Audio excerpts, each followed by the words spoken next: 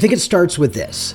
Strategy is not some magic that happens in someone's head that only the head magician can do. Even if the agency owner can't articulate it, there is a mental process they go through to sort of get to that strategy. And so what we've found is that it's a bottleneck because most agency owners cannot articulate how they do it. Welcome to the Happy Clients Podcast, brought to you by Dot & Company. Whether you're a virtual assistant, an agency owner, or a client-facing account manager, we all deal with clients. Lucky for you, client management is what we do best. Now, let's dig in, chat cam life, and have some fun along the way. Cheers to happy clients. Thank you, Drew, for coming back on the show. It's been a few years, I think, since we podcasted together, but welcome back. Thanks for having me. Excited to dig in.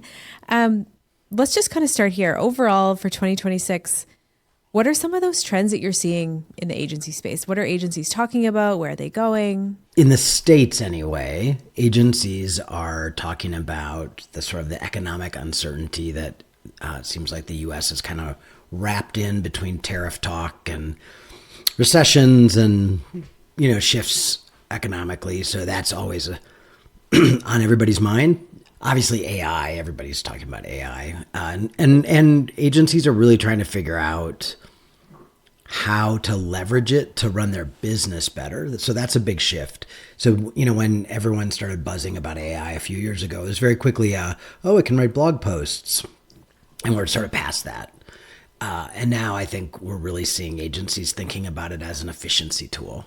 Like, how can I do the smart things we do deeper, faster, smarter? And how can I do the repetitive things we do that were problematic in a way that is cost effective for us and for our clients? And they're still using it for client-facing stuff as well, but it's much more internal focus now. And selfishly, I want to know what you're seeing, but how are you seeing this impact the client service and the account management role within the agencies you're working with? I think it's been an interesting shift. So as you probably remember, we do proprietary research every year called Agency Edge. And our 2025 research was asking clients, people who hire agencies, how are you feeling about AI? How are you using it? How's your agency using it? What do you wish your agency was doing with it? And loud and clear, what the clients were saying of all sizes was, I don't have time, or maybe I don't have the regulatory approval to really delve into AI, but I know I need to understand it. So I'm looking to my agency to be my guide. We refer to this as, they're really thinking of agencies as like the Sherpa at the bottom of the mountain. So they're looking at the top of the mountain and they're like, can't see through the cloud cover. I know I need to get to the top of the mountain, but I have no idea how to get there. And I need a guide who is been up there a couple times, understands how it works, to sort of lead me along, know what to put on the burro, know what to pack so we are safe, and then walk me through those clouds and get me to a place that I need to be. And so for many agencies, it's a huge opportunity for new revenue, new clients inside a client, new opportunities for clients. So I think that's on the account service side, specifically to your question. It really is about the account service people are becoming more teachers and coaches. Right. So do you see that the client service people are almost coaching their clients on how to use AI within their businesses? Yeah. So that was one of the big takeaways was, I want you to show me how to use AI, not just for marketing, but for all aspects of the business. And so we're seeing a lot of agencies really leaning into that, leveling up their own team, and then going in with full-on audit programs, education programs, implementation programs across an organization, not just inside the marketing. So that's been great for agencies to cultivate new relationships within clients with new divisions or departments. And usually the account service person is kind of leading the charge. They may not be the ones who are the only subject matter expert, but they're the ones who are leading those initial conversations of helping the client think about exploring that. Interesting. That's really cool. So when it comes to client service, there's that aspect of the educating clients and kind of keeping up on AI. But what are agencies saying when it comes to the actual role of account managers? Are they seeing it shifting and changing? Are they using AI to change that role? I think clients are not as sophisticated when it comes to any tools. I mean, I think they're so busy running from meeting to meeting to meeting and doing all the things that they have to do. So, if anything, I think the account service role is becoming more mission critical. So it's less about task, tracking, and more about sort of guiding and providing counsel. And we've always talked about it, that this is a critical part that an account person can do, that, it's your job to be their thinking partner. It's your job to really understand the strategies of that client business and be able to have an intelligent conversation with them and to ask great questions. And we're seeing more and more of that, particularly around things that are new or scary, but even just regular business. And right now, frankly, for a lot of businesses, business is scary. Things have been soft all summer, and looks like fourth quarter is going to be a little better for everybody.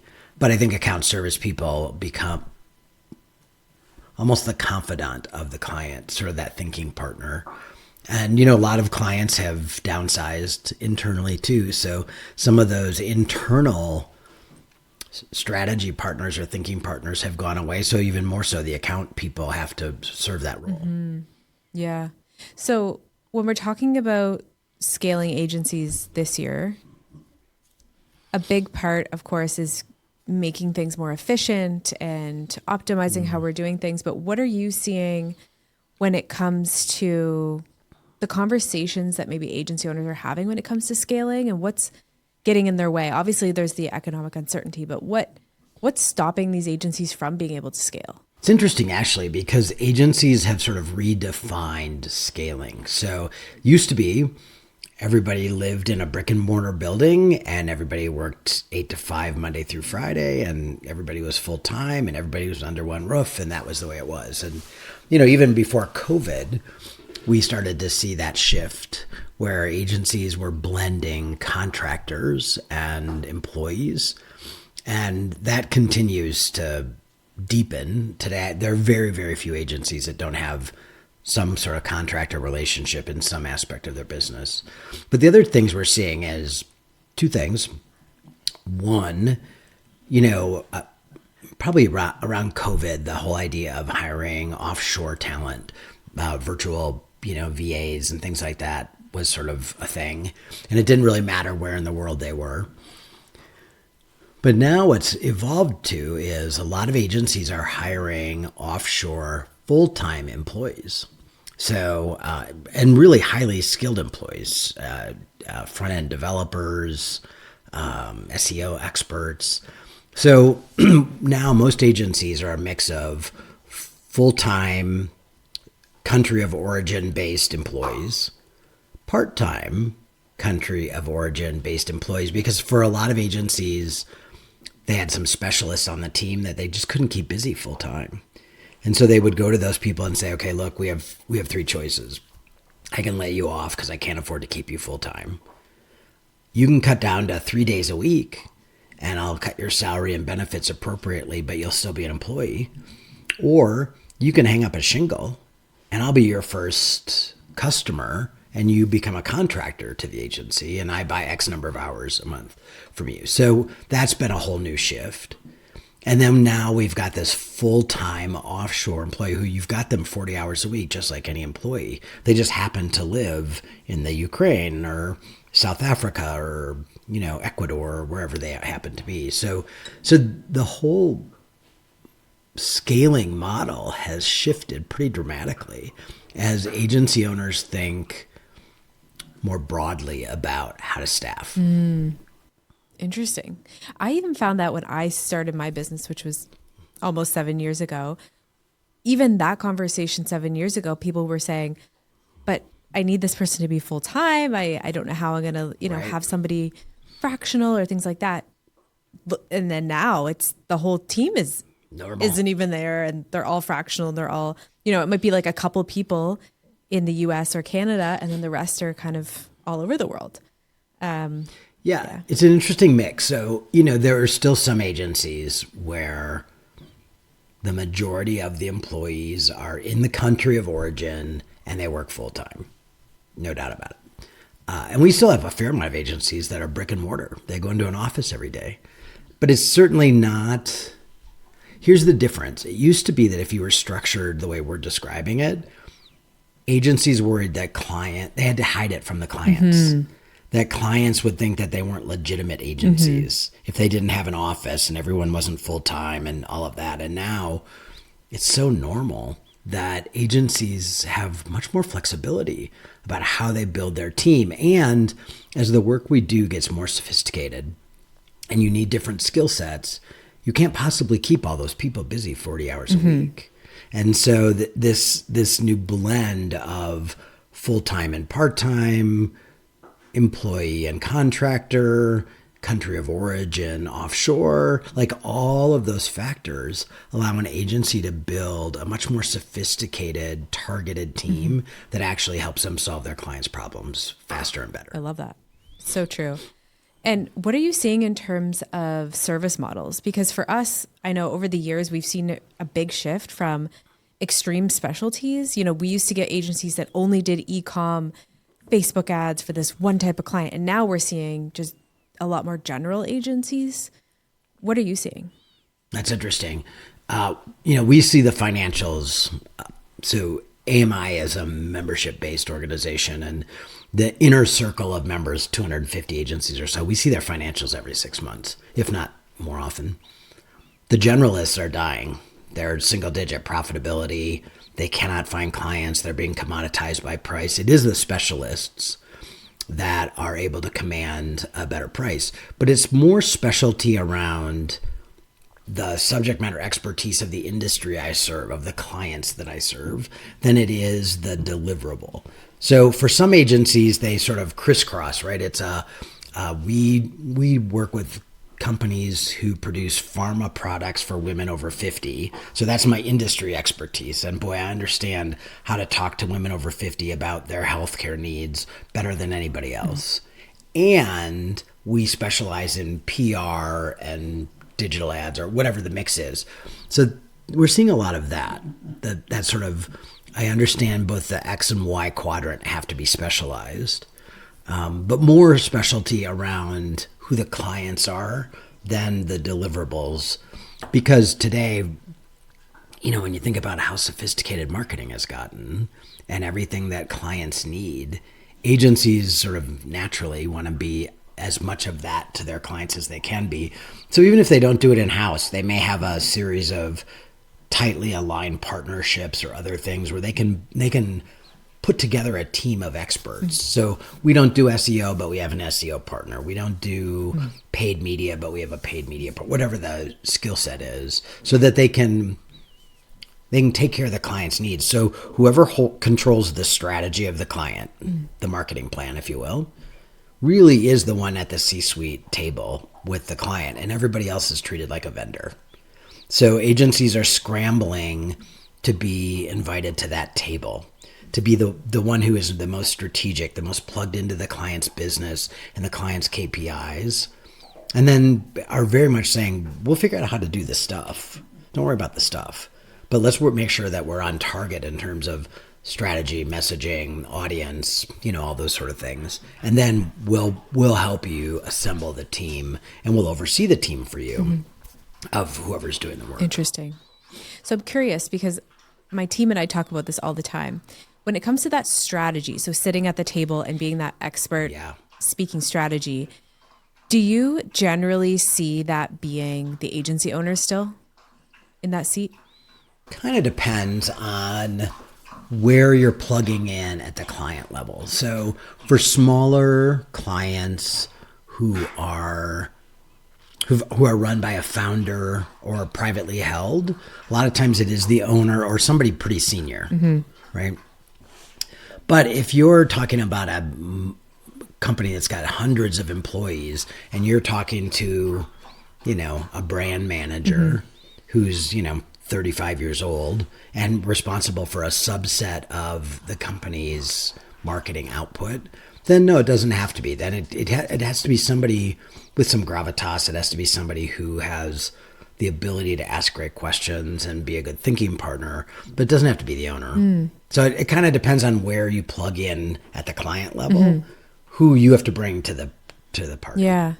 Something that we see a lot within agencies is, a big trend or a big saying within agency life is, I want to get out of the day to day.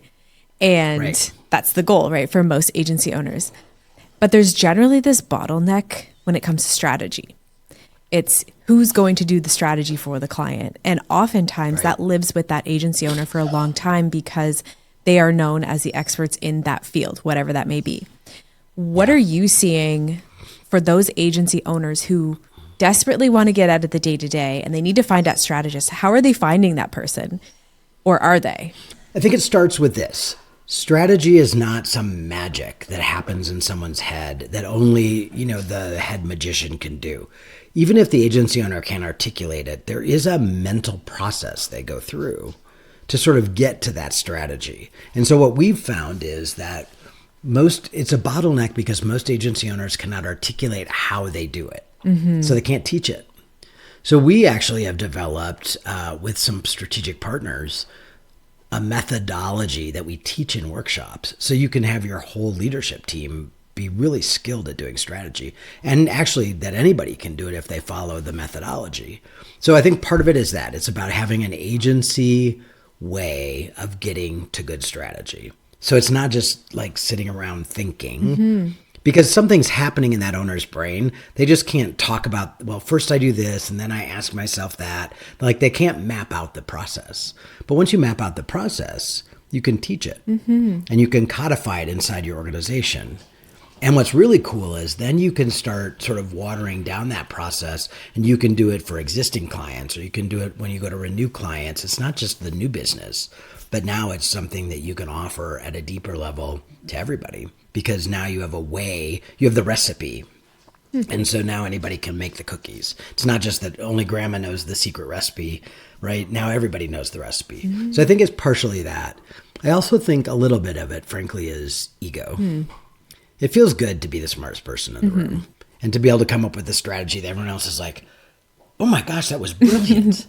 And so a lot of people got into the business because they love that part of the work. So out of one side of their mouth, they're saying, I want to get out of the day-to-day. But on the other side, that also fuels them and makes them feel pretty good about their contributions because they are smart and they do come up with great strategies. And that's a lot more fun, frankly, than looking at P&Ls and balance sheets and, the other stuff owners have to do. Yeah. Client management. Right. Yeah. Well, that's really interesting. I've never heard somebody describe it like that. And to be honest, it's been a bottleneck that I've been trying to solve for 5 years, 6 years. So that's a really interesting way to put it. And maybe my team and I need to get into this strategy session training with you. I'm telling you, you would love it. We partner with Mercer Island Group. So they're an agency search firm, one of the top 5 in the country. And we've worked with them for many years. And they came to me probably, a decade ago. And they said, so they get hired by brands to pick an agency. Oh, okay. And they run the search. And they talk about how a lot of times the agency that should win didn't win because they didn't know how to articulate how they got to the strategy. They didn't have a methodology. And so we worked with them to develop a methodology. And now together we teach this workshop for 2 days, teaching people how to bring a discipline to the idea of strategy. What are all the parts and pieces that you need to put on the kitchen counter to make the cookies? What are all the ingredients? And then how do you combine them to create something that is really special and magic? When is this next workshop? I think the next one is in the spring. I'll find out and I'll email you. Because I want to come. Yeah. That's so interesting. So from a agency setup perspective, who then would the agency owner be sending to that? And then I guess second question is, who are the agency owners putting in that seat to do the strategy? Is it the account service people, or is it a completely different role as a strategist?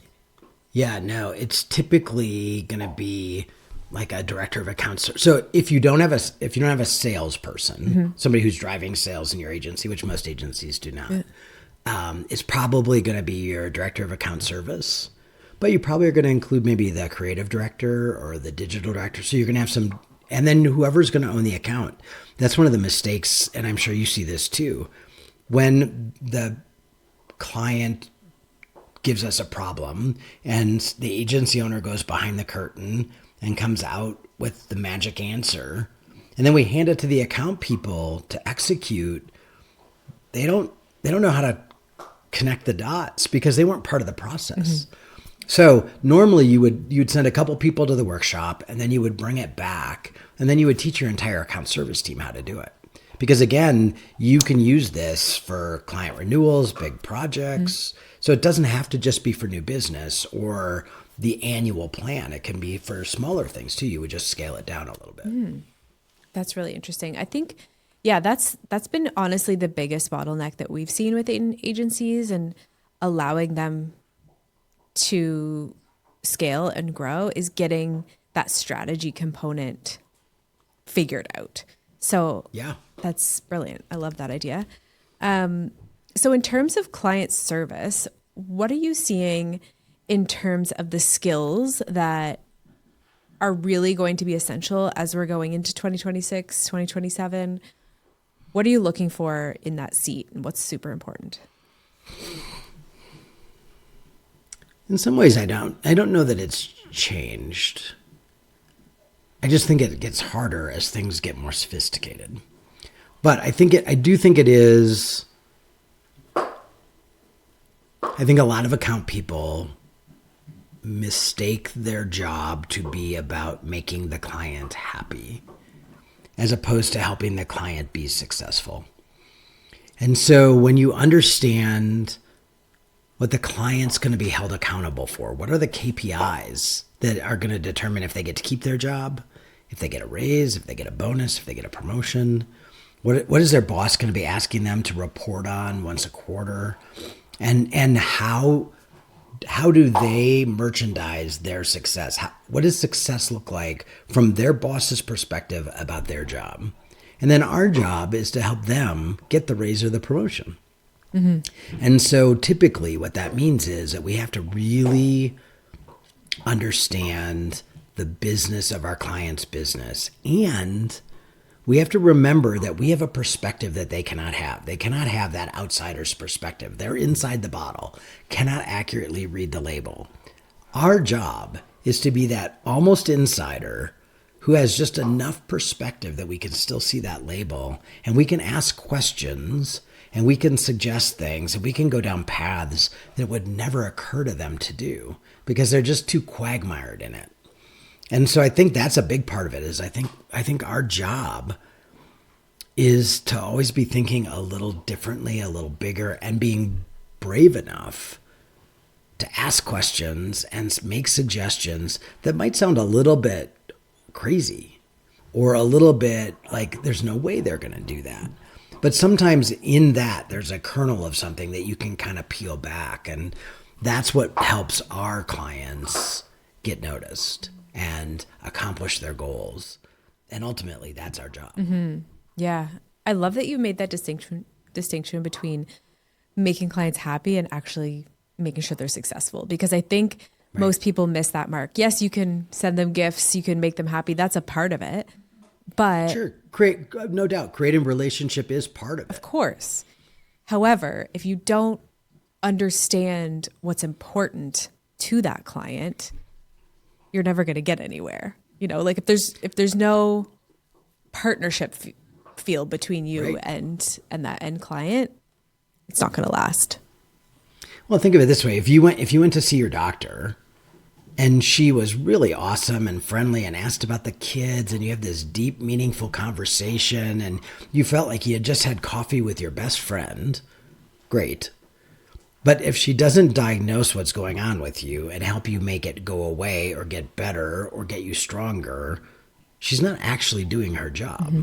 You can feel good about it and you can look forward to seeing her again. But at the end of the day, if you don't feel better, she didn't do her job. Mm-hmm. That's our job. Our job is to diagnose what's going on in the client's business and make it better, whatever that definition is. So, whether it's fixing a client retention problem or a growth problem or a packaging problem, sales problem, whatever it is, Our job is to diagnose and cure, not just cultivate a safe, comfortable relationship where they can confide in us. It's not enough. Yeah, it's so true. And I think that, I hear this all the time that clients leave not because they didn't get the results, but because they don't feel understood. And it's that, I don't know, it's bigger than just, being a smiley face on the other side. And yeah. Well, and I think too, clients some clients, not always, good clients will tell you what success looks like, how you can help them be successful. But I believe there's a whole layer of success underneath that sometimes the client doesn't even recognize. Again, because of their perspective. And when we can say, I wonder what would happen if we did this too? Or what, I know we have to accomplish this goal, but what if we also did this? And the client goes, oh, I never even thought about that, but that would be great. That's our job, right? Our job is not to order take what the client wants and needs. Our job is to, for sure, fulfill that order, but also to look beyond and think about what else could we bring to the party or bring a value that ultimately the client needs, even if they don't recognize it themselves. That's an amazing account service person. Somebody who really understands the client's business so well that they are thinking in a way that even the client can't think about. And that sounds harder than it really is. As an account person, we are innately wired to do that. And we have both that insider knowledge and the outside perspective. We are uniquely qualified to do that because we have those two things. And the client only has the inside and other people only have the outside, but we have both. So how we knit those together and make something extraordinary, I think, is our job.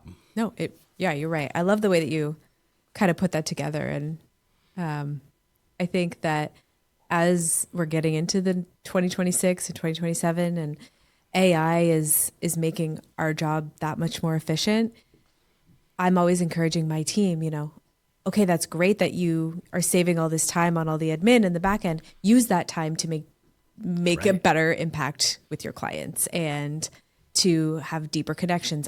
Spend that time researching their industry. Spend that time figuring out how you can make those relationships deeper and better. So don't be scared of... Talk to their customers. Yes. Go with the salespeople. That's what, one of the things that we talk about is, I think one of the things about our business that is not great, that has happened certainly post-COVID, if not before, is nobody gets off their rear end and goes anywhere. So whether it's a conference and attending a conference with a client, whether it's going to the factory floor and watching how they make the thing, whether it's going on sales calls with the salespeople, we don't invest enough time observing and participating in our client's business in a way that would make us go, oh, you mean that connects to that? Like I would, unless I see it, I don't always understand it. And I also think that's about relationship building, but that's a whole different discussion. But No, I agree. And I think people are just kind of just doing the thing and just getting by instead of thinking, how can I do a better job?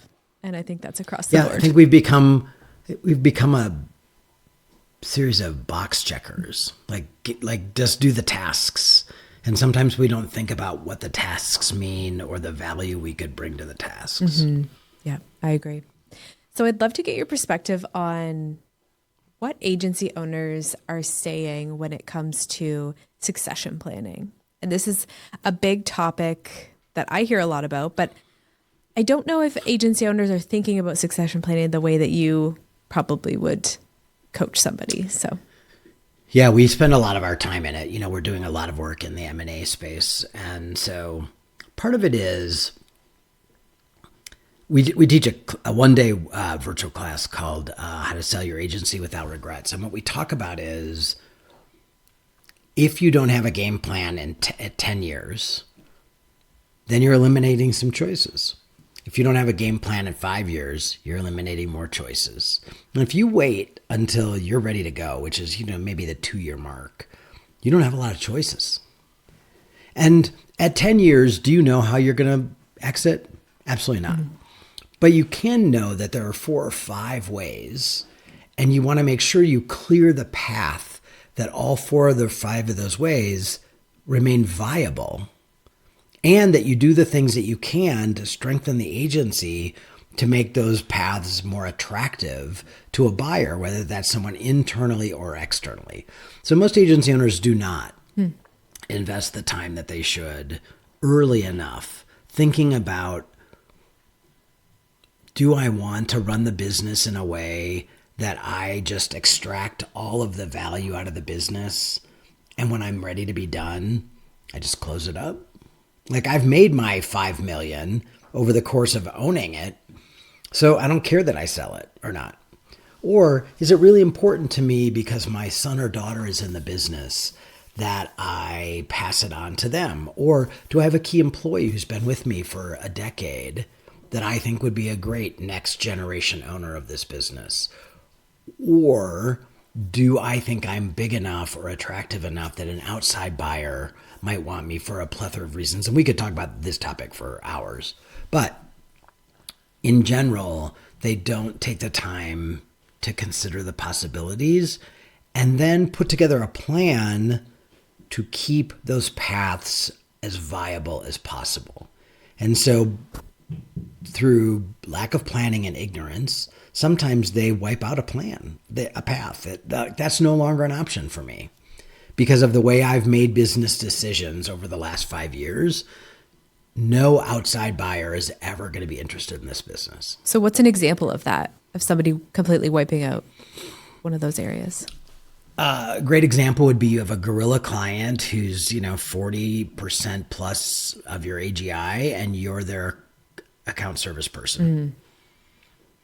Nobody's going to want to buy a business that's risky already because the bulk of your AGI comes from one entity, and the entity is attached to you, the owner. And in theory, when you sell, you don't want to stay anymore. So now all of a sudden that relationship is shaky at best. So if I'm an owner and I have a gorilla client and I think I want to sell in 5 years, I have 2 problems to solve.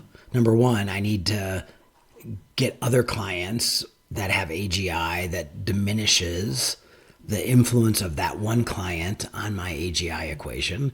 And number 2, I better be as irrelevant as possible to that gorilla client so that my team, who in theory the buyer is buying, can continue to service that business and deliver the ROI to the buyer. So what if you had 50% of your business that you, the agency owner, were still responsible for managing? Yeah, is that equally as huge problem? Yeah, it's a huge problem. So it's not even just a gorilla client; it's the percentage of your business that you're still managing. So it gets back to what you said before, which is I want to get out of the day-to-day. For you to sell your business, you have to be irrelevant to your business, or you have to be willing to be the employee of the buyer for a period of time. And most agency owners were not awesome employees before they owned the agency. And now after owning it for 15 or 20 years, you're going to be an abysmal employee and miserable. It's a terrible way to wrap up your career. It would be like having a baby and then taking it over to your next door neighbor and saying, hey, I'm going to let you raise my baby, but I'm going to watch. And I'm not going to have a say at all in how you dress the baby or where you send the baby to school or how you discipline the baby. I'm just going to watch. Torture. Absolute torture. Yeah. So it really is. And I will say this. I think for a lot of agency owners, they think it's somehow less than honorable to run a business, make a lot of money the whole time you run the business, and then just close it down when you're done. And that's a very viable option for a lot of agency owners. But you want to even do that thoughtfully, because a lot of times agency owners don't take money out of the business. They overpay their people. They don't lay people off. They skip a paycheck or two here or there. So they're not building wealth outside of the business. They're not building a business they can sell. And, we do valuations, and we've done a few hundred of them now. And once in all the time we've been doing them, have I had an owner go, yeah, that's about what I thought it'd be worth. Everyone else is like, that's it? Really? Oh, every time. And I try and warn them. I'm like, evaluation doesn't take into account like the blood, sweat, and tears, or that you were up late worrying about payroll. It's like, it's pretty straightforward. So then they go, well, if that's all it's worth, why would I sell it? Right. Yeah, it's a good question. But you should have asked that question 5 years ago, because we could have helped you make choices that were different. So this number would be twice what it is today, and you'd be ready to sell it. So other than removing yourself as the main point of contact for everything, basically being too involved in the business, Yeah. what other things, just kind of high level, would you say an agency owner listening that wants to sell in 5 years, what are the things that they should do? They should have an intact leadership team that can run the business day to day. They should have a sales process or system that's not just me going to the bar at a conference and buying drinks, and next thing you know, I'm buddying up to somebody and selling them something. There needs to be a methodology to the sales, which I would argue, is that methodology is blueprinted out in Sell with Authority, the book that I wrote a few years ago, which we're happy to send to anybody for free if they want it. The owner being really irrelevant, not having a guerrilla client, having an area of specialty. Generalist agencies are not selling. No one wants to be a general practitioner. Everybody wants to be the brain surgeon. Client longevity, as you might imagine, profitability, obviously. Actually, one of the things that most owners don't think about that really dramatically impacts the valuation is how the agency owner compensates themselves. So most agency owners undercompensate themselves, mostly because they want to stay overstaffed and don't want to lay people off and make good business decisions, frankly. But it diminishes the value of their business, because think about it. If I'm buying your business, I don't need a job. That's not what I'm buying. I'm buying the opportunity to build wealth. So if you're paying yourself $50,000 and maybe running some pass-throughs through, that's not attractive to me. But between your salary income, your dividend income, your pass-throughs, your retirements, all the different ways agency owners can compensate themselves, if you're taking home $600,000 a year, and you're still putting profit to the bottom line of the business, now that's pretty attractive to me. And so most valuations take into account the last 5 years. So you also can't make a change the year before you sell it and think it's going to dramatically impact the numbers, because it doesn't. It impacts them 20%, but that's not so much. Interesting. Yeah. Okay. So the biggest takeaway that I'm hearing from a client service perspective is, if selling is on your radar, you can't be the main point of contact for all of your clients. Well, to our point earlier, you can't be the source of all strategy. You can't be the magician when it comes to new business. Like, I was just talking to somebody the other day, and they were like, oh, well, he gets on a plane and he gets off the plane with a client. I'm like, that is not sustainable. Unless you're going to stay with the company and put this person. So you can't be the source of strategy. You can't be a backslapper, drink buying new business person. You cannot be undercompensated, and you cannot be so integral to the business that you can't go away for a week or two and truly unplug. You've got to have a leadership team in place that can really run that business when you're gone, and everything's going to be fine. I mean, it sounds so easy, but building all those things out Right. take a lot of effort and time. So do you and your team at AMI help agency owners kind of do all those things, like leadership teams and sales process? Okay.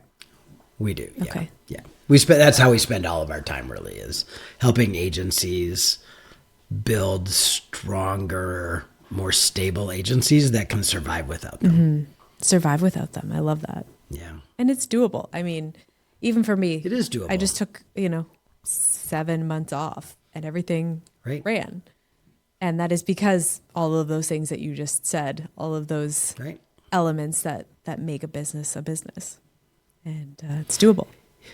It is absolutely doable. It is, it's a choice and it's a discipline. So it's one of those things that it's like, sounds easy, but it is not easy. It really does require, discipline and typically some accountability to someone else who's sort of holding your feet to the fire, which is kind of what we do. Absolutely. Yeah. So tell me a little bit more about what you do at AMI and how agency owners listening could get involved. So I would think of us as an educational association with a lot of hands-on support. So we help agency owners and their leadership teams build agencies that are more stable, more scalable, and that ultimately can run on their own without the agency owners so that someday they're sellable. That's really our focus. So it's really about systems, processes. We don't teach anybody how they serve clients. Like we don't teach anything about SEO or PR or media buying. We assume you're great at that. We help you run the business of your business better. That's really what we do. And honestly, most agency owners don't get into this because they're business owners. No, right? But what we say is most of our clients are accidental business owners. They had no intention of owning a business. They love the agency world and the agency work. And somehow they got laid off or something else happened or they hung up a shingle while they were looking for a job. And next thing they know, they have 10 employees and they're like, how did this happen to me? And what do I do with this thing? I didn't go to school. I don't have an MBA. I didn't go to school. I don't understand how to read a P&L and see which of these numbers is out of whack. And so that's really what we help them do is just understand the business side of their business better so that they can take better care of their own family and their team's families and build something that eventually has a legacy effect to it, whatever that legacy may be. I love it. And I will say, any of the folks from your organization that I've met over the years have always been so great and so professional, and their agencies are running so well. So that's just, showing how great of a network you've built and systems that you've been able to share. So it's really cool to see that in real life. Yeah, thanks. We're super grateful to be surrounded by the good people that we are, for sure. Amazing. Well, Drew, where can people find out more about you, AMI, get involved?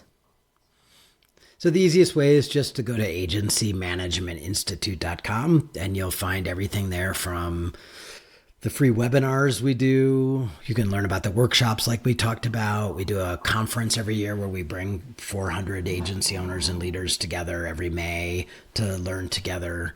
There's consulting. You can find out about the valuations we do. So whatever you need, that's the place to start. Awesome. Well, thank you so much for coming on the show again. Oh, you bet. Thanks for having me. Cheers to happy clients.